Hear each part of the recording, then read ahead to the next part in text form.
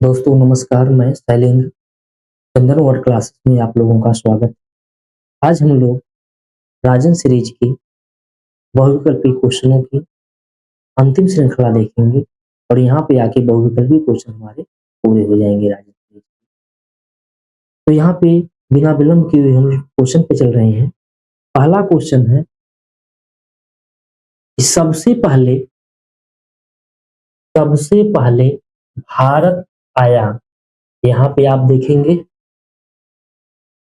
4 ठो विदेशी यात्रियों का नाम दिया गया है और पूछा जा रहा है कि भारत आने वाला सबसे पहला विदेशी यात्री कौन है। तो इसमें देखेंगे ह्वेंसांग है, मार्को पोलो है, इब्न तूता है और मेगस्थनीज। तो आप देखेंगे कि जो इब्न तूता आए थे, तो इब्न तूता आए थे मोहम्मद बिन तुगलक के शासनकाल में। मोहम्मद बिन तुगलक मोहम्मद बिन तुगलक के काल में। ह्वेंस आया था, ह्वेंसांग हर्षवर्धन के काल में। हर्षवर्धन हर्षवर्धन के काल में। आप देखेंगे मैगस्थनीज आया था मौर्य काल में। मौर्य काल में। और मार्को पोलो को आप देखा जाए तो यह आया था पांड्य राज्य में। पांड्य पांड्य वंश में आया। यह दक्षिण भारत का राजवंश है। दक्षिण भारत। तो आपसे पूछा जा रहा है कि सबसे पहला कौन सा यात्री आया है। तो आप देखेंगे कि सबसे पहला वंश जो है मौर्य वंश है। तो जो पहला यात्री होगा वह आपका होगा मेगस्थनीज और इसी की बुक का नाम है इंडिका। और ये आप देखेंगे सेल्यूकस का राजदूत था, चंद्रगुप्त मौर्य के दरबार में आया। अगला क्वेश्चन, पाल वंश की स्थापना की थी। तो यहाँ पे हम लोग समय नहीं गंवाएंगे, हमको पता है ये क्वेश्चन हो चुका है आप लोगों को। ये गोपाल, पाल वंश का संस्थापक गोपाल था। यह बंगाल का शासक था। अगला क्वेश्चन देखा जाए, संविधान निर्मात्री सभा के अध्यक्ष देखेंगे डॉक्टर भीमराव अंबेडकर हैं विकल्प में, डॉक्टर राजेंद्र प्रसाद हैं, पंडित जवाहरलाल नेहरू हैं, महात्मा गांधी हैं। तो डॉक्टर जो राजेंद्र प्रसाद थे, इन्हीं को संविधान निर्मात्री सभा के अध्यक्ष के रूप में जाना जाता है। तो यहाँ पे विकल्प बी आपका सही होगा, डॉक्टर राजेंद्र प्रसाद। अगला क्वेश्चन देखेंगे, भूजल सूत्र है। यहाँ पे पूछा जा रहा है कि भूजल का सूत्र कौन सा है। यहाँ पे दिया गया वर्षा का जल, तालाब का जल, नदी का जल और उपयुक्त सभी। तो भूजल का जो सूत्र है वह है आपका वर्षा का जल। भूजल जो है यह वर्षा जल होगा, क्योंकि वर्षा का जल देखेंगे तालाबों में इकट्ठा होता है, तालाबों के बाद आप देखेंगे नदियों में इकट्ठा होता है। तो यहाँ पे होगा वर्षा का जल भूजल का सूत्र है। अगला क्वेश्चन, मकर संक्रांति के समय सूर्य सीधा चमकता है। आपसे पूछा जा रहा है कि मकर संक्रांति के समय सूर्य सीधा कहां पर चमकता है। विकल्प दिया गया है कर्क रेखा, विषुवत रेखा, मकर रेखा और ध्रुवों पर। तो आप देखेंगे यहाँ पे, जैसे मान लिया जाए यह आपकी पृथ्वी हो गई, यह आपका उत्तरी ध्रुव है, यह दक्षिणी ध्रुव है। भूमध्य रेखा यह हो जाएगी। भूमध्य रेखा आप देखेंगे इसी को विषुवत रेखा बोला जाता है, विषुवत रेखा। अब यहाँ पे देखेंगे इसके ऊपर जो 23.5 अंश रेखा है, 23.5 अंश रेखा, 23.5 अंश रेखा, यह रेखा जो है ऊपर जो है यह बोली जाती है कर्क रेखा। कर्क रेखा नीचे वाली है मकर मकर रेखा। तो आपसे पूछा जा रहा है कि सूर्य जो है इस रेखा पर लंबवत कब चमकता है? तो यह चमकता है मकर रेखा पर, जो सूर्य मकर संक्रांति के समय सूर्य मकर रेखा पर लंबवत चमकता है। कहने का मतलब यह है कि जो सूर्य है मकर रेखा पे चमकता है वह 22 दिसंबर को चमकता है। 22 दिसंबर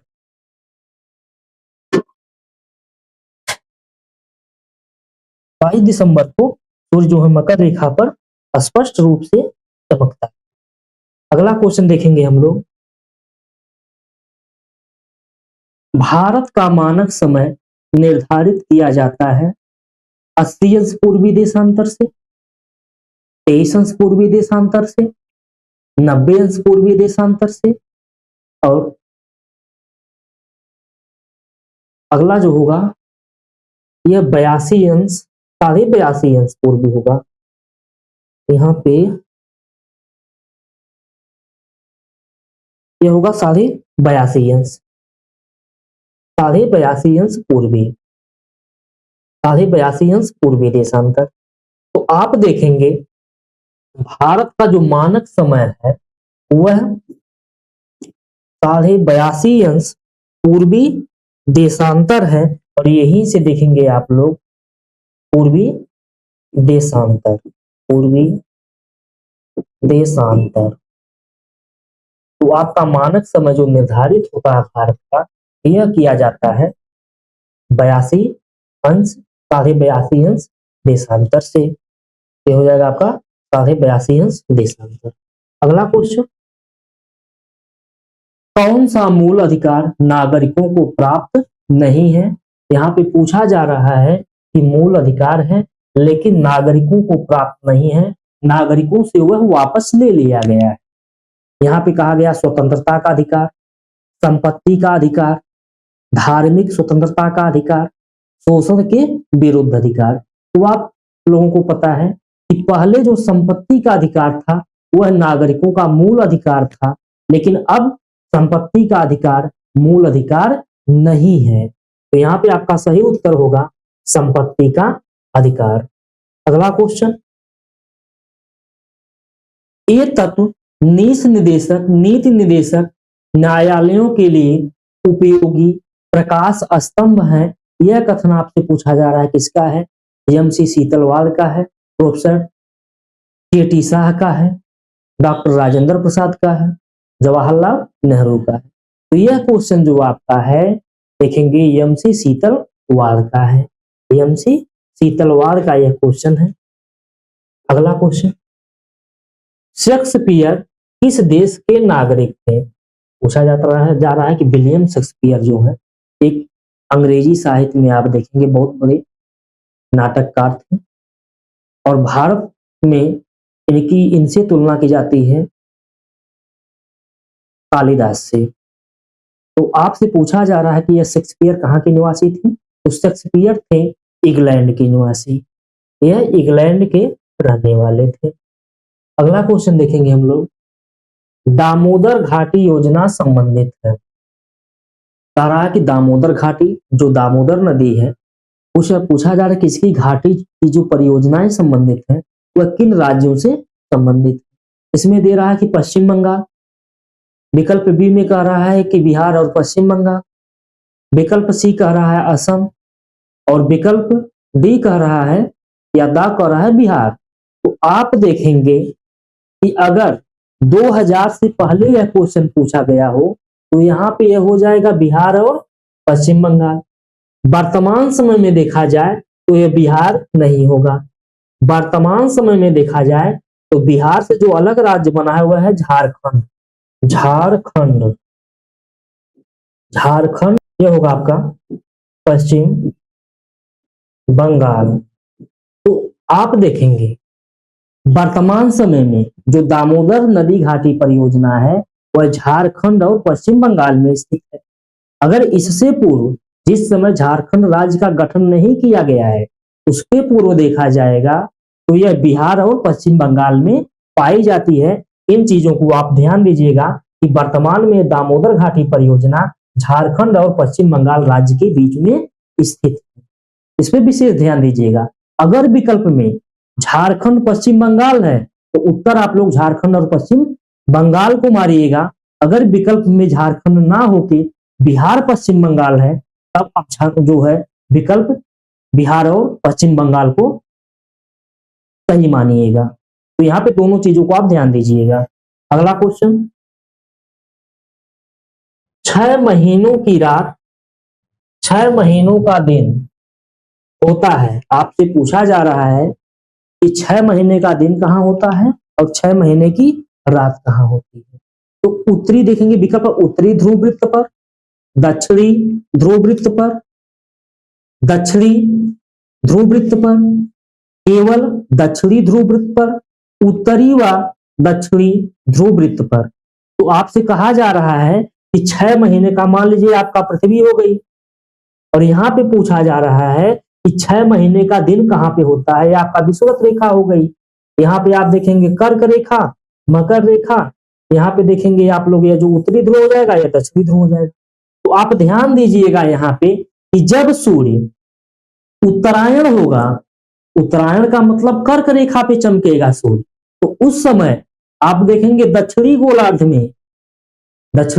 में रात होगी और उत्तरी गोलार्ध में दिन होगा।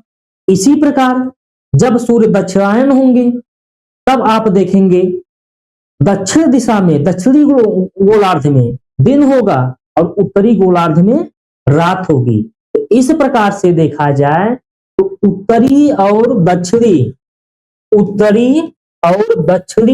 वृत्तों पर जो है 6 महीने का दिन होता है और 6 महीने की रात होती है। अगला क्वेश्चन, 3 ओर से घिरा पृथ्वी का भाग कहलाता है। भाग जा रहा है कि कोई भाग भूभाग है जो 3 ओर से स्थल से घिरा है, उसे क्या कहा जाएगा? पठार के नाम से, महासागर की धारा, प्रायद्वीप, सिंधु पंख। तो देखेंगे पठार, तो यहाँ पे जो आपका सही उत्तर होगा वह होगा प्रायद्वीप। जैसे आप देखेंगे अरब का प्रायद्वीप है, इसी प्रकार देखेंगे भारत का प्रायद्वीप। अब यहां देखेंगे आप लोग अरब सागर हो जाएगा, अरब सागर, इधर आप देखेंगे हिंद महासागर, और यहां पे देखेंगे बंगाल की खाड़ी,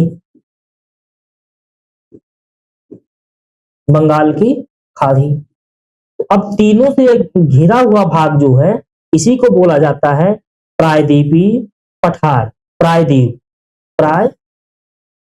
तो इस भाग को प्रायद्वीप के नाम से जाना जाता है।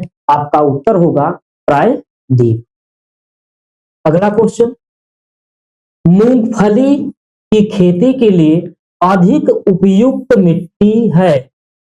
काली मिट्टी, लैटेराइट मिट्टी, लाल मिट्टी, चिकनी मिट्टी। तो आप देखेंगे यहाँ पे जो काली मिट्टी है, काली मिट्टी कपास के लिए जानी जाती है।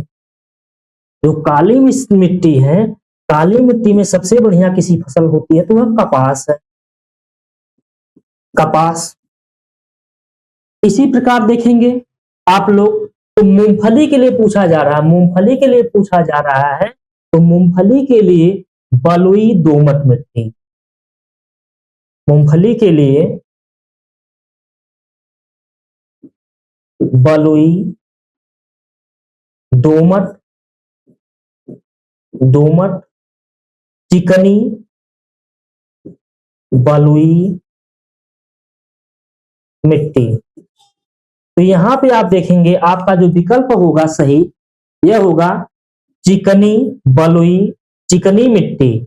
क्योंकि आप देखेंगे मूंगफली के लिए बलुई मिट्टी इसलिए, चिकनी बलुई मिट्टी इसलिए उपजाऊ होती है क्यों भुरभुरी होती है, जबकि काली मिट्टी कपास के लिए उपयुक्त होती है। तो यहाँ पे विकल्प आप जो होगा मूंगफली की खेती के लिए चिकनी मिट्टी, अगर चिकनी मिट्टी के अलावा बलुई दोमट मिट्टी दिया है तो वह होगा, और इसके अलावा बलुई चिकनी मिट्टी दिया है तो वह होगा। तो यहाँ पे सही विकल्प आपका होगा चिकनी मिट्टी। अगला क्वेश्चन, चोल काल निर्मित सर्वोत्त प्रतिमा है? दक्षिण भारत में आप देखेंगे तो दक्षिण भारत में देखा जाए तो यहाँ पे एक राज्य था, यह राज्य जो है इस राज्य को बोला जाता है चोल राज्य, चोल राज्य। तो आपसे पूछा जा रहा है कि जो चोल राज्य है, चोल राज्य में सर्वोत्कृष्ट सबसे बढ़िया प्रतिमा कौन सी है? तारा की, विष्णु की, भगवान वेंकटेश्वर की, भगवान बुद्ध की और नटराज की। तो यहाँ पे आपको उत्तर बताना है कि कौन सा उत्तर यहाँ पे सही होगा। तो देखेंगे चिदम्बरम मंदिर जो है, ये नटराज की मूर्ति जो है चिदम्बरम मंदिर में है। चिदम्बरम मंदिर, तो यह जो चिदम्बरम मंदिर में नटराज की मूर्ति है, यह चोल काल की सबसे सर्वोत्कृष्ट प्रतिमा है। यहाँ पे विकल्प होगा आपका नटराज की मूर्ति। अगला क्वेश्चन, वह सुल्तान जिसने कारखानों को इकता दिया, फिरोज शाह तुगलक, इल्तुतमिश, बलबन, मोहम्मद तुगलक। तो यहाँ पे इकता देने वाला जो प्रथम सुल्तान था इल्तुतमिश था। इल्तुतमिश, इल्तुतमिश के द्वारा इकता दिया गया है। 2.5 दिन का झोपड़ा स्थित है, और 2.5 दिन का झोपड़ा जो बनवाया गया था वह ऐबक के द्वारा बनवाया गया था। ऐबक, ऐबक, ऐबक के द्वारा यह बनवाया गया था। तो यहां से पूछा जा रहा है कि यह कहां पे स्थित है? दिल्ली में स्थित है, लाहौर में स्थित है, अजमेर में स्थित है, काबुल में स्थित है।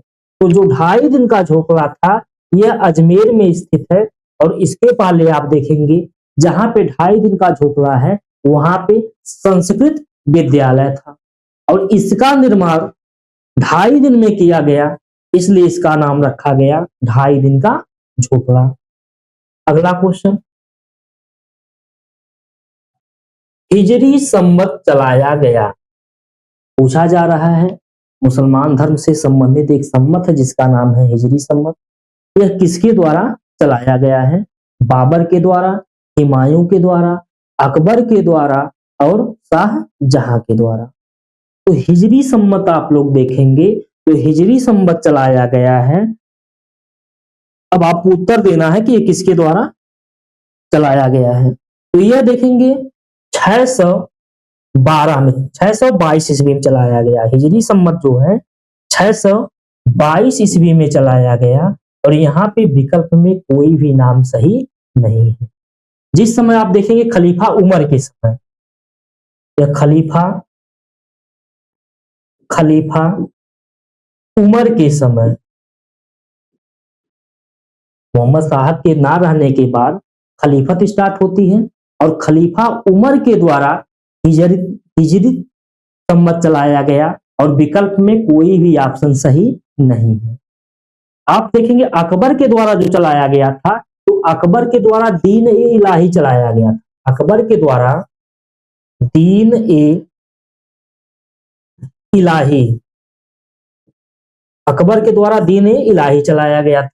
तो यहाँ पे जो आपका होगा, यहाँ पे कोई विकल्प सही नहीं है। जो हिजरी संवत चलाया गया था 622 ईस्वी में, खलीफा उमर के द्वारा यह चलाया गया था। अगला क्वेश्चन देखेंगे, खानवा युद्ध के लिए प्रसिद्ध क्षेत्र स्थित है। पूछा जा रहा है जो खानवा का युद्ध हुआ था राणा सागा और बाबर के बीच हुआ था। 1500 देखेंगे 1526 ईस्वी में पानीपत में यह इनको पराजित कर देता है, इब्राहिम लोदी को। तो अगला युद्ध इसका खानवा राणा सागा से होता है। तो पूछा जा रहा है कि जो खानवा है यह कहाँ पे स्थित है। तो आप देखेंगे खानवा जो है यह फतेहपुर सीकरी के पास स्थित है। अगला क्वेश्चन, मराठों की स्वतंत्रता के लिए युद्ध का नेतृत्व किया। यहाँ पे विकल्प में दिया है दुर्गादास, ताराबाई, अहिल्याबाई और जीजाबाई। पूछा जा रहा कि मराठों की स्वतंत्रता के लिए कौन महिला थी कि जो युद्ध का, मुगलों से युद्ध का नेतृत्व किया था। जैसे आप जानते हैं जीजाबाई तो शिवाजी की मां थी। आप देखेंगे अहिल्याबाई होलकर, यह होलकर वंश से थी। दुर्गादास आप देखेंगे यह राजस्थान से संबंधित थे। तो यहाँ पे जो सही उत्तर होगा वह ताराबाई होगा। ताराबाई जो थी यह इन्हीं के द्वारा आप देखेंगे मराठों का नेतृत्व किया गया था मुगलों के युद्ध के समय। और ताराबाई जो थी इनके पति का नाम था राजा राम। अगला देखेंगे, लोकसभा में राष्ट्रपति द्वारा आंग्ल इंडियन सदस्यों को मनोनीत करने की संख्या है। कहा जा रहा है कि कितने आंग्ल इंडियन सदस्य हैं जिनको लोकसभा में राष्ट्रपति के द्वारा मनोनीत किया जाता है। तो आप देखेंगे विकल्प 2 है, 4 है, 5 है और 12 है। तो राष्ट्रपति के द्वारा 2 आंग्ल इंडियन सदस्यों को मनोनीत किया जाता है, जबकि यह लोकसभा में 2 और राज्यसभा में आप देखेंगे राज्यसभा में जो सदस्य हैं उनकी संख्या 12 है। तो यहाँ पे आपसे लोकसभा के बारे में पूछा जा रहा है, तो उत्तर आपका होगा 2। उत्तर कितना होगा? उत्तर होगा यहाँ पर 2। अगला क्वेश्चन,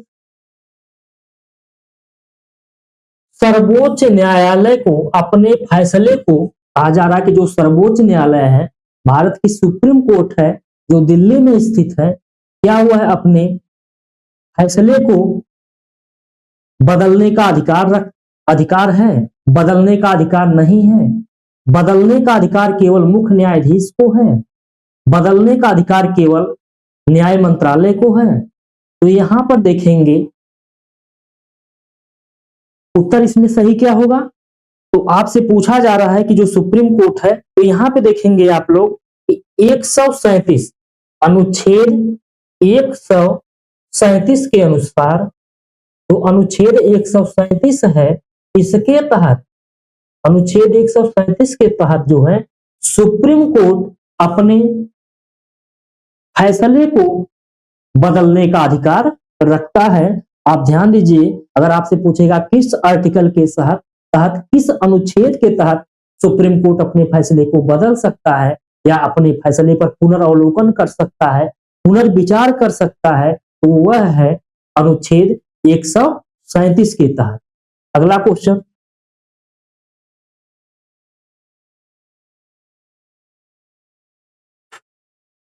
कौन सा मौलिक अधिकार सर्वाधिक विवाद का विषय रहा?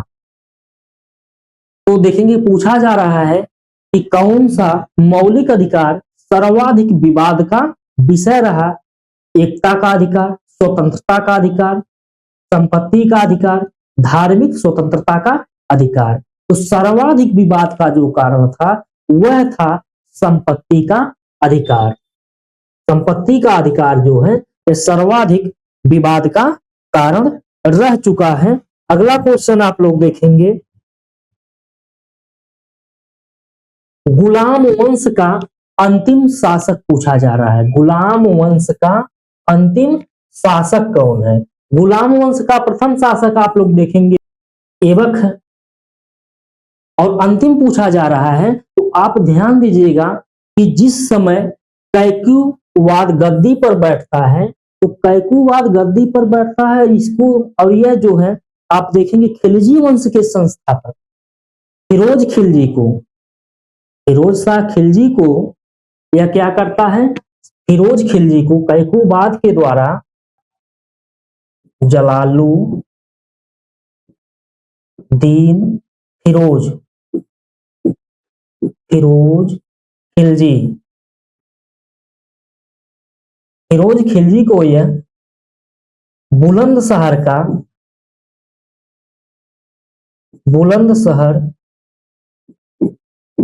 राज्यपाल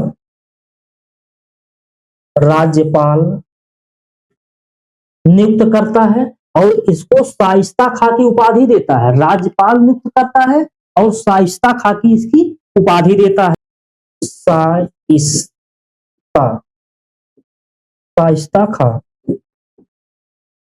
शाइस्ता खां की उपाधि देता है। लेकिन आप देखेंगे कि इसी समय कैक्युवाद को मार देता है फालिज। कैक्युवाद लकवा का शिकार हो जाता है। इसके बाद कैक्यूमर्स गद्दी पर बैठता है। लेकिन इस समय दरबार में दो गुट बनी थी और कैकू कैकुवाद को लकवा लग ही गया था। कैकुमर्स को जो है उसकी हत्या कर दी जाती है फिरोज शाह तुगलक के द्वारा और फिरोज शाह खिलजी के द्वारा, तुगलक नहीं खिलजी होगा, खिलजी के द्वारा हत्या कर दी जाती है और कैकुवाद को उसी के चादर में लपेटकर गंगा नदी में फेंक दिया जाता है।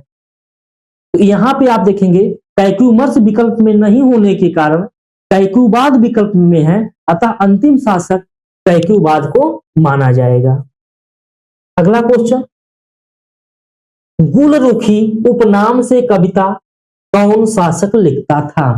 कह रहा है कि गुलरुखी उपनाम से कविता लिखा जाता था, तो यह कविता किस शासक के द्वारा लिखी जाती थी? देखेंगे फिरोज शाह के द्वारा, फरीज खां के द्वारा, इब्राहिम लोदी के द्वारा, सिकंदर लोदी के द्वारा। तो जो गुलरुखी उपनाम से कविताएं लिखता था वह दूसरा शासक नहीं था बल्कि लोदी वंश का शासक सिकंदर लोदी था। सिकंदर लोदी जो है गुलरुखी नाम से कविताओं का लिखने का कार्य करता था। अगला क्वेश्चन देखेंगे, ईश्वर की भक्ति उपासना में व्यक्तिगत प्रेम भावना पर अधिक बल देने वाले मुसलमान संत कहलाते थे। अब इन मुसलमान संतों को क्या कहा जाता था? पीर कहा जाता था, जराह कहा जाता था, सूफी कहा जाता था और हकीम कहा जाता था। तो जो ईश्वर की भक्ति में या उनकी उपासना में व्यक्तिगत प्रेम भावना को अधिक बल देते थे, उन मुसलमान संतों को सूफी के नाम से जाना जाता था, उनको सूफी के नाम से जाना जाता था। तो यहाँ पे आप लोग देखेंगे आज हमारे टाइपिस्ट महोदय केवल 25 ही क्वेश्चन रखे हैं।